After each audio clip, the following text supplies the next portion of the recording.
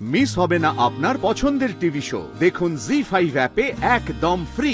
উনি আমাকে টাকা দেন আর সেই টাকায় এই বাড়ি চলে। তো লজ্জা করে না? দিনের পর দিন আমাকে টর্চার করে আমাকে ছেড়ে পালিয়ে গেছো, হ্যাঁ? আর এখন দাঁড়িয়ে সব কথা বলছো, লজ্জা করে না তোমার? ভুল জানো তুমি বিপাশা। যাও, আমার দিকে আঙুল তোলার আগে আগে নিজের পাপাকে জিজ্ঞেস করো যে অ্যাকচুয়ালি কি হয়েছিল। লিসেন, তোমার একটু লজ্জা করে না? না এতটা নিজে নেবে গেছো যে এখন আমার পাপাকে দোষ দিচ্ছ? যে দোষী তাকেই তো দোষ দেব, তাই নয় কি বিপাশা? আমি ভুলে গেছিলাম, অপদার্থ লোকদের না একটা বড় গুণ আছে, নিজের দোষটা ঢেকে অন্যদের গায়ে কাদা ওড়াতে পারে। কাদা যে ছুঁড়েছে তার গায়ে এখনো কাদার গন্ধ রয়ে গেছে। আমি তোমার সাথে এই বিষয়ে আর কোনো কথা বলতে চাই না। তোমার আর আমার রাস্তা অনেকদিন আগেই আলাদা হয়ে গেছিল, সেটা আর কোনোদিনও এক হবে না। তাই ফিউচারে মুখোমুখি হওয়ার আগেই ঘাটটা ঘুরিয়ে চলে যাও, সেটা আমাদের দুজনের জন্য ভালো।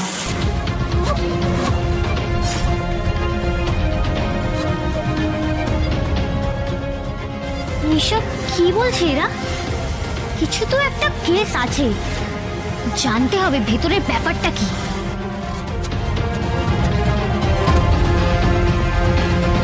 এরে সতীশ বাবু তো বাড়ি থেকে যাচ্ছে। না না, বাড়িতে গেলে তো আরো ঝামেলা বাড়বে, এমনিতেই অশান্তি চলছে বাড়িতে। এই লোকটা গেলে তো আগুনে ঘি পড়বে আরো। কি করি এখন, কি করি, কিভাবে আটকাবো আমি? কি ভাব। হ্যালো শ্রী দিদি, তুমি কিন্তু এটা একদম ঠিক করলে না, ঠিক আছে? আমি কোনো কথা শুনবো না। না না না না, তুমি দোলের দিন এটা একদম ঠিক করলে না। শ্রীয়ের নাম নিল বলে মনে হলো না? হ্যাঁ শ্রী দিদি, বলছি তুমি তো কথা দিয়েছিলে যে তুমি দোলের দিন আসবে, কিন্তু তুমি এলে না, বাপের বাড়িতেই রয়ে গেলে।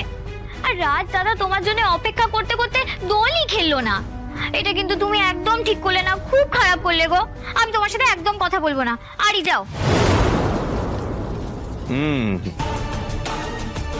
তার মানে ওদের মধ্যে যে গন্ডগোলটা পাকিয়েছিলাম সেটা সাকসেসফুল। শ্রী নিজের বাপের বাড়ি গেছে, ভেরি গুড। তাহলে আমার আর এখন ওদিকে গিয়ে লাভ নেই। আমার বরং ফিরে যাওয়াটাই বেটার।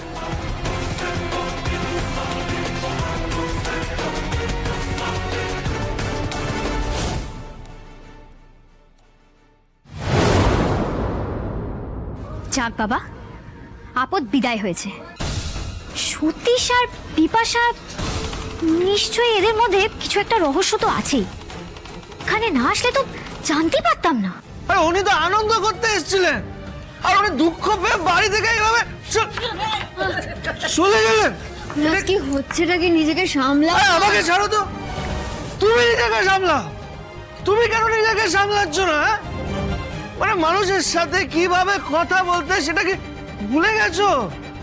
এই লাভলি কে এইভাবে রঙের জল দিয়ে ওনার গায়ে ছিটিয়ে দিলেন কেন? কেন করলেন? মানে এইসব তো করার কোনো দরকার ছিল না লাভলি, এটা তো ভুল করেছো। শোনো রাজ, আমি কিন্তু ওই জন্য রিয়াক্ট করিনি। ওই বিপাশা লাভলির গায়ে হাত তুলেছিল, ওকে চড় মেরেছিল, আমি তাই রিয়াক্ট করেছি। তাহলে উনি কি করতেন? আরে কেউ যদি ইচ্ছে বিরুদ্ধে কেউ গিয়ে কিছু করে তাহলে সবাইকে আদর করবে। আমিও থাপ্পড় মেরে দিতাম, একদম ঠিক হয়নি এটা। ছি ছি ছি ছি, আমি তো ভাবতেই পারছি না, এটা শুধু বিপাশাকে অপমান করা হয়নি, আমাকে অপমান করা হয়েছে। আমার জন্য এই বাড়িতে এসেছিলেন, উনি তো আমার অতিথি।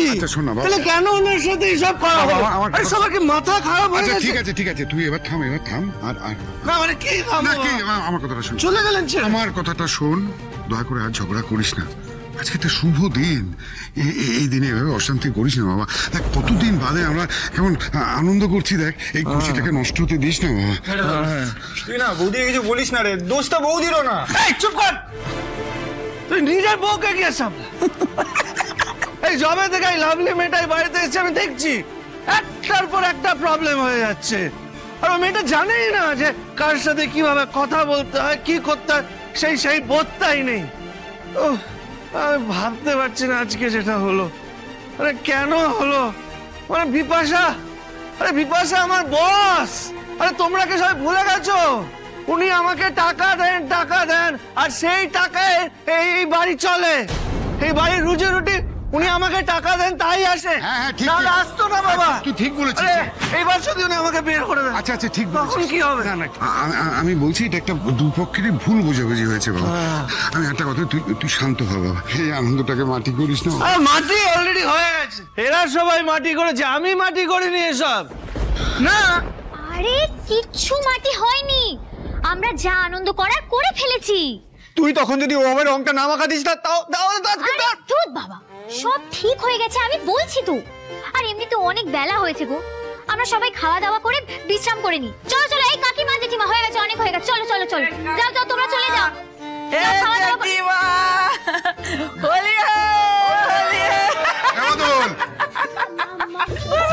আরে মাকে ধরো, পড়ে যাবেন, ঠিক আছে তো?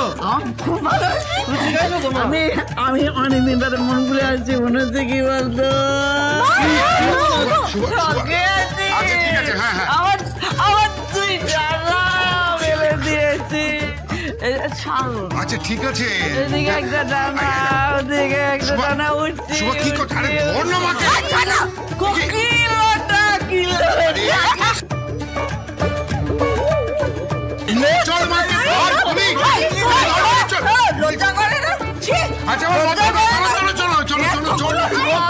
নিয়ে যাও ঘরবর্তী লোক তার সামনে বলছে ঘরে চলো ঘরে চলো। প্লিজ না আরাম করো, আমি যাবো না।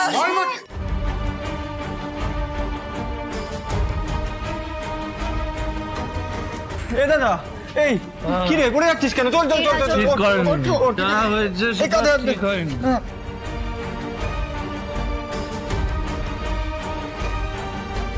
সাবধানে নিয়ে যাও তুমি আজকে। জানো দিদি, ছোটবেলায় বাবা আমাকে খুব মারতো, আর কেউ আটকাতেও আসতো না, একমাত্র মা বাবাকে বাধা দিত। মা যতদিন বেঁচে ছিল না, ততদিন আমাকে বাঁচানোর চেষ্টা করতো। আজকে যেভাবে তুমি পাশে দাঁড়ালে, আমার নিজের মায়ের কথা মনে পড়ে গেছিল। তুমি যেভাবে আমার জন্য লড়াই করলে, আমার সম্মানের জন্য লড়াই করলে না, নিজের মানুষের জন্য এরকম করে না কেউ দিদি।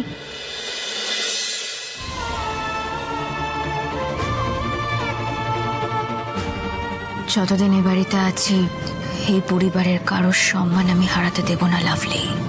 যাই হয়ে যাক না কেন, ঠিক এইভাবেই ঢাল হয়ে এই পরিবারের প্রত্যেকের মর্যাদা রক্ষা করব। জি5 ডাউনলোড করুন আর সব এপিসোড দেখুন একদম ফ্রি।